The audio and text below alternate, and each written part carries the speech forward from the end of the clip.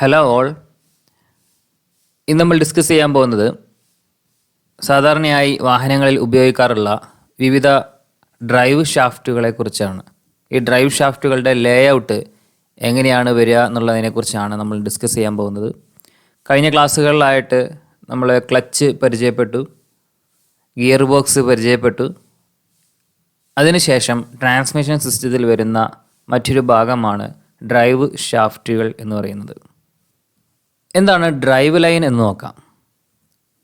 The drive line represents the universal joints, drive shaft and the other parts transmitting engine torque to the driving wheels or rear driving axle. Drive line എന്ന് പറയുന്നത്, drive ലൈനിൽ ഉൾക്കൊള്ളിച്ചിട്ടുള്ളത് universal joints. അതെന്ന് പറയുന്നത് gear ബോക്സിൽ നിന്നും പുറത്തേക്ക് വരുന്ന ഭാഗത്ത് യൂണിവേഴ്സൽ ജോയിൻറ്റ് കൊടുത്തിട്ടുണ്ടാകും. ഡ്രൈവ് ഷാഫ്റ്റ്, ആ ഡ്രൈവ് പാസ് ചെയ്യുന്ന ഷാഫ്റ്റ് അല്ലെങ്കിൽ പ്രൊപ്പല്ലർ ഷാഫ്റ്റ് എന്ന് പറയും.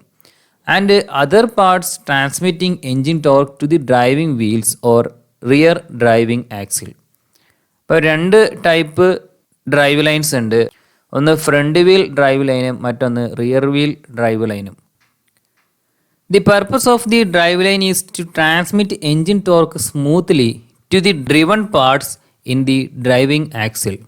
ഇപ്പോൾ ഡ്രൈവ് ലൈനിൻ്റെ പർപ്പസ് എന്താണെന്ന് വെച്ച് കഴിഞ്ഞാൽ എൻജിനിൽ ഉൽപ്പാദിപ്പിക്കപ്പെടുന്ന ടോർക്കിനെ വളരെ സ്മൂത്തായിട്ട് അതിൻ്റെ ഡ്രിവൺ പാർട്ടുകളിലേക്ക് എത്തിക്കുക എന്നുള്ളതാണ് യഥാർത്ഥത്തിൽ ഡ്രൈവ് ലൈൻ ചെയ്യുന്നത്.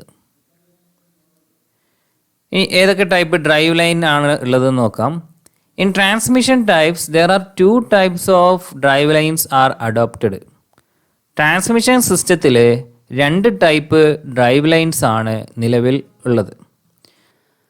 One is front wheel drive and the other one is rear wheel drive line to transmit the engine torque to the driving wheels as shown in figure. താഴെ തന്നിട്ടുള്ള ചിത്രത്തിൽ കാണുന്നത് പോലെ ഒരു ഡ്രൈവ് ലൈൻ പോകുന്നത് front wheel drive ആയിട്ടും മറ്റൊരു drive line പോകുന്നത് റിയർ വീൽ ഡ്രൈവുമായിട്ടാണ്. നമ്മളിന്ന് കാണുന്ന വാഹനങ്ങളിൽ രണ്ട് ടൈപ്പ് ഡ്രൈവ് ലൈൻസ് ആണ് സാധാരണയായിട്ടുള്ളത്. ഇപ്പോൾ ഉദാഹരണത്തിന് റിറ്റ്സ്, സ്വിഫ്റ്റ്, മാരുതിയുടെ വാഹനങ്ങളായിട്ടുള്ള റിറ്റ്സോ സ്വിഫ്റ്റോ അല്ലെങ്കിൽ ചെറിയ കാറുകൾ, സെഡാൻ ടൈപ്പ് കാറുകളൊക്കെ ആയാൽ പോലും എല്ലാ വാഹനങ്ങളിലും വരുന്നത് ഫ്രണ്ട് വീൽ ഡ്രൈവാണ്. അപ്പോൾ ഇവിടെ വാഹനത്തിൻ്റെ എൻജിനിൽ നിന്നുള്ള ടോർക്ക് ഡയറക്റ്റ് എത്തുന്നത് ഫ്രണ്ട് വീലിലേക്കാണ്. എന്തുകൊണ്ടാണ് ഈ വാഹനത്തിൻ്റെ ഫ്രണ്ടിൽ ഡ്രൈവ് കൊടുക്കാൻ കാരണം? എന്തെങ്കിലും ഒരു കാരണം ഉണ്ടാവുമല്ലോ. എന്തുകൊണ്ടാണ് അതങ്ങനെ സംഭവിച്ചത്? ചെറിയ കാറുകളെ സംബന്ധിച്ചിടത്തോളം ഏറ്റവും കൂടുതൽ വെയിറ്റ് വരുന്നത് ഫ്രണ്ട് ഭാഗത്താണ്. അവിടെ ആയിട്ടാണ് എൻജിൻ അസംബ്ലി ഉള്ളത്. ഈ എൻജിൻ അസംബ്ലിയുടെ അത്ര കണ്ട് കനം ഒരിക്കലും ബാക്കിലിരിക്കുന്ന പാസഞ്ചർ സൈഡിന് ഉണ്ടാവില്ല. അപ്പം അതുകൊണ്ട് തന്നെ ഫ്രണ്ട് സൈഡിന് കൂടുതൽ ടോർക്ക് കൊടുത്താൽ മാത്രമേ വാഹനം ഈസി ആയിട്ട് മുന്നിലേക്ക് കുതിച്ച് കയറുള്ളൂ. അല്ലെങ്കിൽ ഒരു കയറ്റമോ മുന്നിലുള്ള എന്തെങ്കിലും തടസ്സമോ ഓഫ് റോഡ് കണ്ടീഷനിൽ വരുന്ന ബുദ്ധിമുട്ടുകളെയൊക്കെ തരണം ചെയ്തുകൊണ്ട് വാഹനത്തിന് മുന്നിലേക്ക് പോകണമെന്നുണ്ടെങ്കിൽ അവിടെ ഫ്രണ്ട് വീൽ ഡ്രൈവാണ് ആവശ്യം. കാരണം വെയിറ്റ് മുന്നിലാണ്. ഇൻ കേസ് ഫ്രണ്ട് വീല് എന്തെങ്കിലും ചെളിയിലൊക്കെ പൂണ്ട് കഴിഞ്ഞ് കഴിഞ്ഞാൽ ഇത്തരത്തിലുള്ള വാഹനങ്ങൾ വളരെ ബുദ്ധിമുട്ടായിരിക്കും കയറി വരാൻ വേണ്ടിയിട്ട്. കാരണം ഗ്രൗണ്ട് സർഫസിൽ ഈ ഫ്രണ്ട് വീലിന് സ്ലിപ്പറി ആക്ഷൻ വരികയും ട്രാക്ഷൻ കിട്ടാതെ വരികയും പിന്നീട് അത് മുന്നിലേക്ക് മൂവ് ചെയ്യാൻ ബുദ്ധിമുട്ടാവുകയും ചെയ്യും. എന്നാൽ റിയർ വീൽ ഡ്രൈവിലാണെങ്കിൽ ഇവിടെ ഫ്രണ്ടിലാണ് എൻജിൻ പ്ലേസ് ചെയ്തിട്ടുള്ളത്, പക്ഷേ ഡ്രൈവ് വരുന്നത് ബാക്കിലെ വീലിനാണ്, റിയർ വീലിനാണ്. സാധാരണ ഗുഡ്സ് വാഹനങ്ങൾക്ക് അല്ലെങ്കിൽ ഹെവി വാഹനങ്ങൾക്കാണ് റിയർ വീൽ ഡ്രൈവ് കൊടുക്കാറുള്ളത്. റിയർ വീൽ ഡ്രൈവ് ഉള്ള കാറുകളും ഇന്ന് നമുക്ക് മാർക്കറ്റിൽ വാങ്ങിക്കാൻ കിട്ടും. പക്ഷേ എന്തുകൊണ്ടാണ് ആ വാഹനങ്ങൾക്ക് റിയർ വീലിൽ ഡ്രൈവ് വരാൻ കാരണം? ഒരു ഗുഡ്സ് വാഹനത്തെ സംബന്ധിച്ചിടത്തോളം അതിന് ഏറ്റവും കൂടുതൽ വെയിറ്റ് വരുന്നത് ആ ഗുഡ്സ് ഇരിക്കുന്ന ഭാഗത്താണ്. അവിടെ പാസഞ്ചേഴ്സ് അല്ല വരുന്നത്. അത് പാസഞ്ചർ ക്യാബിനുള്ള വാഹനമാണെങ്കിലും അതല്ല ഡ്രൈവർ ക്യാബിൻ മാത്രമുള്ള വാഹനമാണെങ്കിലും എല്ലാം എന്താണ് ബാക്ക് സൈഡിലാണ് അവിടെ ഡ്രൈവ് വരുന്നത്. ഇവിടെ ഗുഡ്സിൻ്റെ ഭാഗത്ത് വെയിറ്റ് കൂടുതലുള്ളതുകൊണ്ടാണ് ബാക്ക് വീലിന് ഡ്രൈവ് വരുന്നത്. അപ്പോൾ ഏറ്റവും കൂടുതൽ ടോർക്ക് വേണ്ടതും ബാക്ക് സൈഡിനായിരിക്കും. ഫ്രണ്ട് വീലിന് ഇവിടെ ഡ്രൈവ് കൊടുത്തു കഴിഞ്ഞാൽ ചിലപ്പോൾ ചില പ്രത്യേക സാഹചര്യങ്ങളിൽ വാഹനം മുന്നിലേക്ക് പോരാൻ ബുദ്ധിമുട്ടായിരിക്കും. അപ്പോൾ ഇങ്ങനെ രണ്ട് ടൈപ്പ് ഡ്രൈവ് ലൈൻസ് ആണ് സാധാരണ ഇന്ന് നമ്മൾ കാണുന്ന വാഹനങ്ങളിൽ ഉപയോഗിക്കുന്നത്. അതിലൊന്നാമത്തത് ഫ്രണ്ട് വീൽ ഡ്രൈവ്, രണ്ടാമത്തത് rear wheel drive. Front wheel drive ലൈനെ ഒന്നും കൂടി നമുക്ക് പരിചയപ്പെടാം. Front wheel drive has the engine and drive line located between the front driving wheels. Front wheel ഡ്രൈവിൽ എൻജിനും അതേപോലെ ഡ്രൈവ് ലൈനും ഫ്രണ്ട് ഡ്രൈവിംഗ് വീലിൻ്റെ ഇടയിലായിട്ടാണ് നമുക്ക് കാണാൻ പറ്റുക. ഈ ഫിഗർ നോക്കുക. ഈ കാണുന്നതാണ് ലെഫ്റ്റ് ഫ്രണ്ട് ഡ്രൈവിംഗ് വീല്, ഇവിടെ കാണുന്നതാണ് റൈറ്റ് ഫ്രണ്ട് ഡ്രൈവിംഗ് വീല്. ഈ സെൻറ്ററിൽ കാണുന്നതാണ് എൻജിനിൽ നിന്നും ക്ലച്ച് ഉണ്ട്, അവിടെ നിന്ന് ട്രാൻസാക്സിൽ എന്നുള്ളൊരു ഭാഗമുണ്ട്. എന്താണ് ട്രാൻസാക്സിൽ? ട്രാൻസ്മിഷൻ ചെയ്യുന്ന ആക്സിലിനെയാണ് ട്രാൻസാക്സിൽ എന്ന് പറയുന്നത്. ഈ ട്രാൻസാക്സിൽ വഴി ലെഫ്റ്റ് ഡ്രൈവ് ഷാഫ്റ്റിലൂടെ ലെഫ്റ്റ് ഫ്രണ്ട് ഡ്രൈവിംഗ് വീലിലേക്ക് ഡ്രൈവ് എത്തുന്നു, അതുപോലെ റൈറ്റ് ഡ്രൈവ് ഷാഫ്റ്റിലൂടെ റൈറ്റ് ഫ്രണ്ട് ഡ്രൈവിംഗ് വീലിലേക്ക് ഡ്രൈവ് എത്തുന്നു. അപ്പോൾ ഇതിൻ്റെ സെൻറ്ററിലായിട്ട് ഇവിടെ യൂണിവേഴ്സൽ ജോയിൻറ്റുകൾ കൊടുത്തിട്ടുണ്ട്. അതെന്തിനാണ്? ഇൻ കേസ് എന്തെങ്കിലും ആംഗുലാർ ട്വിസ്റ്റോ ആംഗുലാർ ലോഡോ ഒക്കെ ഈ ആക്സിലിൻ്റെ മുകളിൽ വന്നു കഴിഞ്ഞാൽ അതിനെ വിത്ത്സ്റ്റാൻഡ് ചെയ്യാൻ വേണ്ടിയിട്ടാണ് ഇവിടെ യൂണിവേഴ്സൽ ജോയിൻറ്റ്സ് കൊടുത്തിട്ടുള്ളത്. A typical front wheel power train is illustrated schematically in figure 2. ഇവിടെ സ്കീമാറ്റിക്കലി ഒരു റെപ്രസെൻറ്റേഷൻ നമുക്ക് കാണാൻ പറ്റും. A key point to observe with front wheel drive is that the power flow leaves the transaxle housing to enter the drive line to rotate the front driving wheels.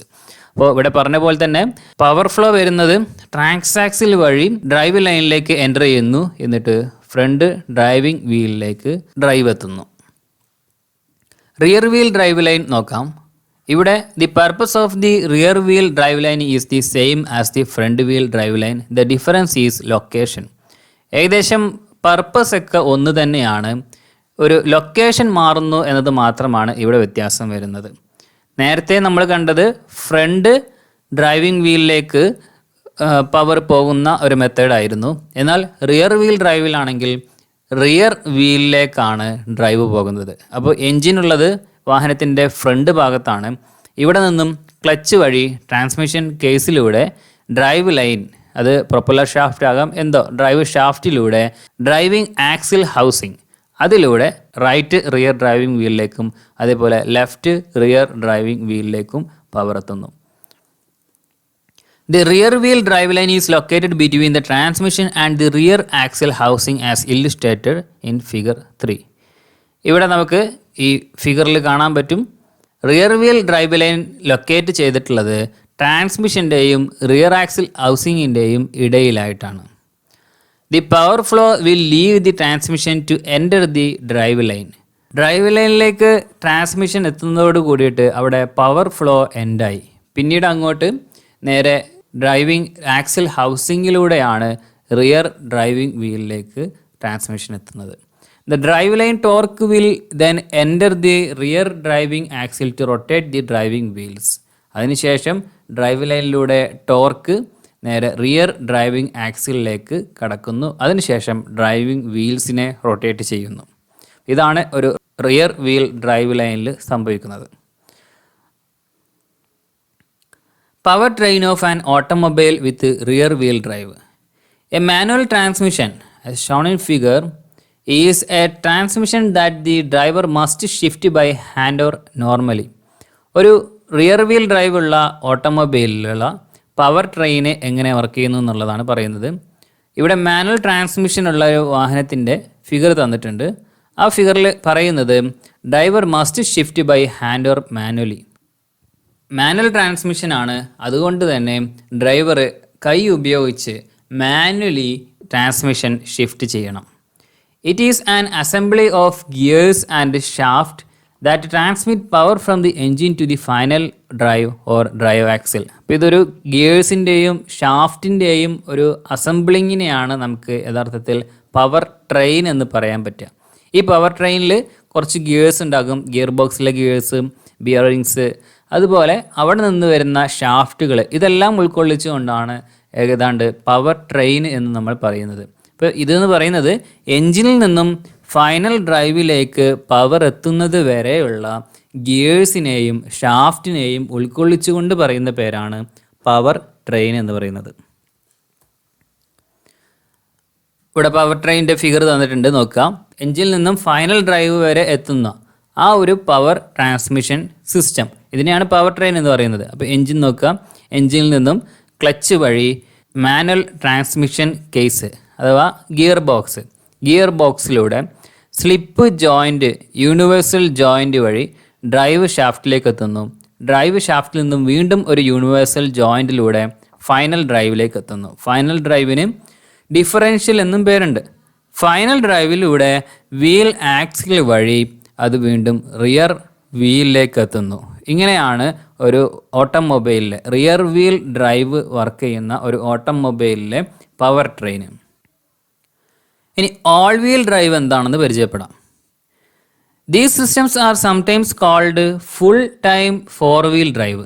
ഇതിന് മറ്റൊരു പേരും കൂടെയുണ്ട്, full time four wheel drive എന്ന പേരുണ്ട്. All wheel drive systems are designed to function on all type of surface, both on and off-road, and most of them cannot be switched off. അപ്പോൾ all wheel ഡ്രൈവിൻ്റെ പ്രത്യേകത എന്ന് പറയുന്നത് ഏതൊരു സർഫസിൽ കൂടിയും വാഹനം ഓടിക്കാൻ വേണ്ടിയിട്ട് ഡിസൈൻ ചെയ്തിട്ടുള്ളതാണ് ഓൾ വീൽ ഡ്രൈവ് എന്ന് പറയുന്നത്. നേരത്തെ നമ്മൾ പരിചയപ്പെട്ടത് ഫ്രണ്ട് വീൽ ഡ്രൈവും അതുപോലെ റിയർ വീൽ ഡ്രൈവുമായിരുന്നു. ഫ്രണ്ട് വീൽ ഡ്രൈവ് ആണെങ്കിൽ അവിടെ വാഹനം വർക്ക് ചെയ്യുന്നത് ഫ്രണ്ട് വീൽ മാത്രം റൊട്ടേറ്റ് ചെയ്തുകൊണ്ടാണെങ്കിൽ റിയർ വീൽ ഡ്രൈവിൽ വാഹനം വർക്ക് ചെയ്യുന്നത് റിയർ വീൽ മാത്രം റൊട്ടേറ്റ് ചെയ്തുകൊണ്ടാണ്. ഓൾ വീൽ ഡ്രൈവിലാണെങ്കിൽ ഇവിടെ വാഹനത്തിലുള്ള 4 ടയറാണുള്ളതെങ്കിൽ 4 ടയറിലേക്കും പവർ ട്രാൻസ്മിറ്റ് ചെയ്യുന്നു.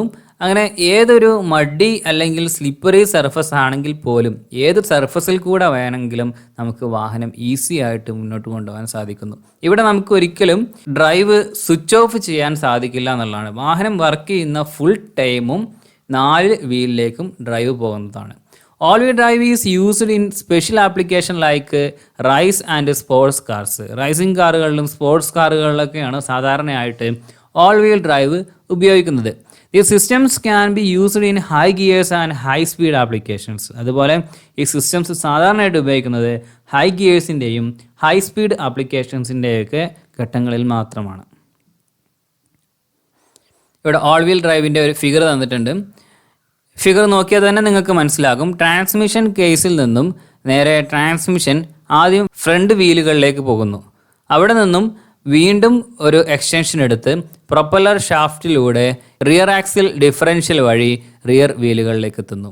അപ്പോൾ front wheel drive plus rear wheel drive equal to all wheel drive. 2 വീലുകളിലേക്ക് മാത്രം കൊടുത്തുകൊണ്ടിരുന്ന പവറിനെ 4 വീലുകളിലേക്കുമായിട്ട് സപ്ലൈ ചെയ്യുന്ന സിസ്റ്റമാണ് യഥാർത്ഥത്തിൽ ഓൾ വീൽ ഡ്രൈവ് എന്ന് പറയുന്നത്. അപ്പോൾ ഓൾ വീൽ ഡ്രൈവും അതുപോലെ 4 വീൽ ഡ്രൈവും തമ്മിൽ വ്യത്യാസമുണ്ട്. നമ്മൾ നേരത്തെ പറഞ്ഞു ഓൾ വീൽ ഡ്രൈവിൽ ഒരിക്കലും നമുക്ക് സ്വിച്ച് ഓഫ് ചെയ്യാൻ പറ്റില്ല. എല്ലാ സമയത്തും എല്ലാ വീലുകളും റൊട്ടേറ്റ് ചെയ്തുകൊണ്ടിരിക്കും.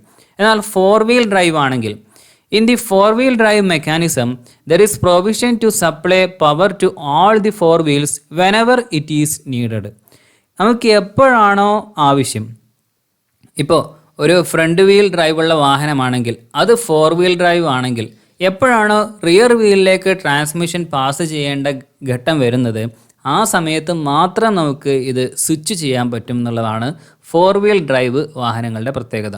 When the vehicle is moving on sand, ഇപ്പോൾ ഒരു മണലിലൂടെ വാഹനം മൂവ് ചെയ്യുകയാണെങ്കിൽ അല്ലെങ്കിൽ സ്ലഷി ഗ്രൗണ്ട് ചെളി നിറഞ്ഞ ഒരു ഗ്രൗണ്ടിലൂടെ മൂവ് ചെയ്യുകയാണെങ്കിൽ ട്രാക്ഷൻ ബിറ്റ്വീൻ വീൽസ് ആൻഡ് റോഡിനും വീലിനും ഇടയിലുള്ള ട്രാക്ഷൻ നഷ്ടപ്പെടുന്നു. And the drive wheels tends to slip on the ground. അപ്പോൾ ഡ്രൈവ് വീൽ എന്ത് ചെയ്യും, ഗ്രൗണ്ടിൽ സ്ലിപ്പ് ആവാൻ സാധ്യതയുണ്ട്. ഇങ്ങനെ സ്ലിപ്പ് ആകുന്ന സമയത്ത് നമുക്ക് ഡ്രൈവ് വീല് ഫ്രണ്ടാണോ അതോ ബാക്കാണോ ഏതും ആവട്ടെ, ഡ്രൈവ് വീൽ അല്ലാത്ത വീല് കൂടി പവർ ട്രാൻസ്മിറ്റ് ചെയ്തുകൊണ്ട് റൊട്ടേറ്റ് ചെയ്ത് വാഹനത്തെ സ്മൂത്തായിട്ട് ആ സ്ലിപ്പറി ഗ്രൗണ്ടിൽ നിന്നും കയറ്റിയെടുക്കാൻ പറ്റുന്നു. In these condition the vehicle cannot be pushed. ഈ സമയത്ത് നമുക്ക് വാഹനം തള്ളേണ്ട ആവശ്യം വരുന്നില്ല. ഇൻ കേസ് ഫ്രണ്ട് വീൽ ഡ്രൈവുള്ള വാഹനമോ അല്ലെങ്കിൽ റിയർ വീൽ ഡ്രൈവുള്ള വാഹനം ആണെങ്കിൽ ഇതുപോലെ ചെളിയിലോ സ്ലഷി ഗ്രൗണ്ടിലേക്കോ അല്ലെങ്കിൽ മണലിലോ പൂണ്ടുപോയി കഴിഞ്ഞ് കഴിഞ്ഞാൽ ഒരു എക്സ്റ്റേണൽ ഫോഴ്സ് കൊടുത്ത് പുഷ് ചെയ്യുക അല്ലെങ്കിൽ മറ്റൊരു വാഹനം ഉപയോഗിച്ച് കെട്ടിവലിക്കേണ്ടൊക്കെ സാഹചര്യം വരും. അപ്പോഴൊക്കെയാണ് യഥാർത്ഥത്തിൽ 4 വീൽ ഡ്രൈവിൻ്റെ ആവശ്യം വരുന്നത്. മറ്റൊരു എക്സ്റ്റേണൽ ഫോഴ്സിൻ്റെയോ അല്ലെങ്കിൽ തള്ളിത്തരേണ്ട ആവശ്യമൊന്നുമില്ലാതെ തന്നെ നമുക്ക് സ്വന്തമായിട്ട് വാഹനം മുന്നിലേക്ക് എടുത്തു പോകാവുന്നതാണ്. Therefore, power is transmitted to other wheels also through the transfer case. അപ്പോൾ പവർ എന്ത് ചെയ്യുന്നു? മറ്റുള്ള വീലുകളിലേക്കും പോകുന്നു. ട്രാൻസ്ഫർ കേസിന് പുറമെ മറ്റുള്ള വീലുകളിലേക്കും പവറിനെ ട്രാൻസ്മിറ്റ് ചെയ്യാൻ 4-wheel ഡ്രൈവ് വാഹനങ്ങളിൽ സാധിക്കുന്നു. ഇന്നത്തെ ക്ലാസ്സിൽ നമ്മൾ പഠിച്ചത് 2 ടൈപ്പ് ഡ്രൈവ് ലൈൻസ് ഉണ്ടെന്ന് പഠിച്ചു. ഫ്രണ്ട് വീൽ ഡ്രൈവ് ലൈനും അതുപോലെ റിയർ വീൽ ഡ്രൈവ് ലൈനും. ഈ റിയർ വീലും ഫ്രണ്ട് വീൽ ഡ്രൈവ് ലൈനും കൂടി കൂട്ടിച്ചേർത്തതായിട്ടുള്ള ഓൾ വീൽ ഡ്രൈവ് എന്താണെന്ന് പഠിച്ചു. അതുപോലെ 4-wheel ഡ്രൈവ് എന്താണെന്ന് പഠിച്ചു. അപ്പോൾ ഇതൊക്കെ എന്താണെന്ന് മാത്രമാണ് ഇന്നത്തെ ക്ലാസ്സിൽ, ജസ്റ്റ് ആൻ ഇൻട്രൊഡക്ഷൻ മാത്രമാണ് ഇന്നത്തെ ക്ലാസ്സിൽ നമ്മൾ ഡിസ്കസ് ചെയ്തത്. ഇതുമായിട്ട് ബന്ധപ്പെട്ടുള്ള മെക്കാനിസംസും അതിൻ്റെ വർക്കിങ്ങും എങ്ങനെയൊക്കെയാണെന്നുള്ളത് വരും ക്ലാസ്സുകളിൽ നമുക്ക് പരിചയപ്പെടാം. ഓക്കെ, ഇന്നത്തെ ക്ലാസ് ഇവിടെ അവസാനിക്കുകയാണ്. Thank you.